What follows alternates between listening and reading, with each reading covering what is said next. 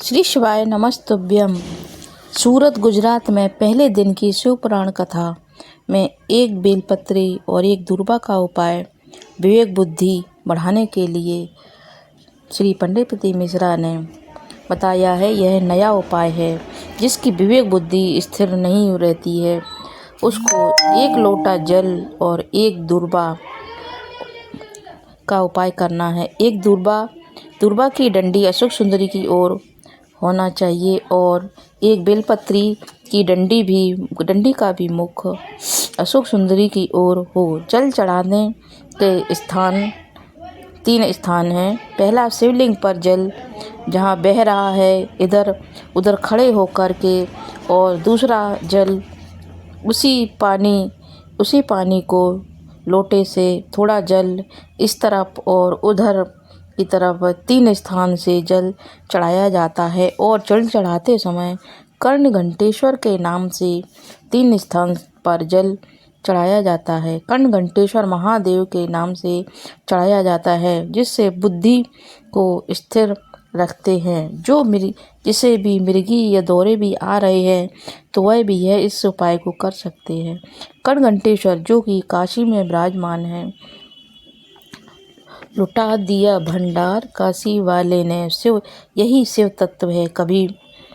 कभी बद्रीनाथ के दर्शन करने जाओ तो घंटा कर्ण बद्रीनाथ जी के जब परिक्रमा लगाते हैं तो वहाँ पर श्री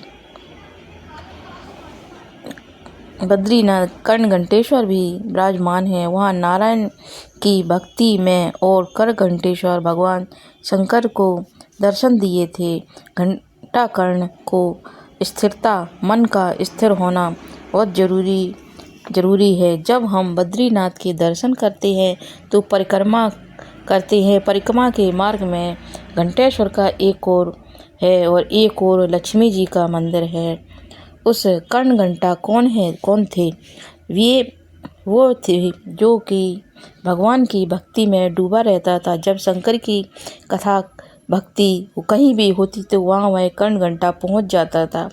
घर में जो घंटी होती है, घंटी क्यों बजाई जाती है?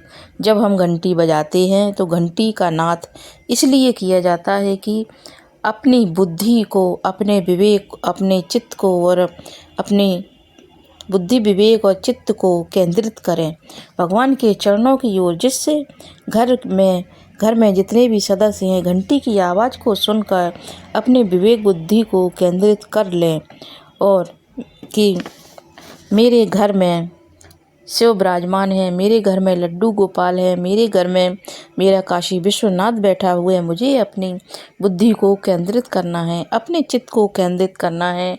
भगवान शंकर मृत्यु लोक में हैं।